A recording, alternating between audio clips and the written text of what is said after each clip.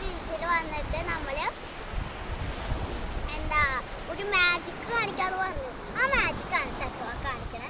അപ്പോൾ ആദ്യം എന്നെ കുറേ മണ്ണ് എടുത്തിട്ടുണ്ട്.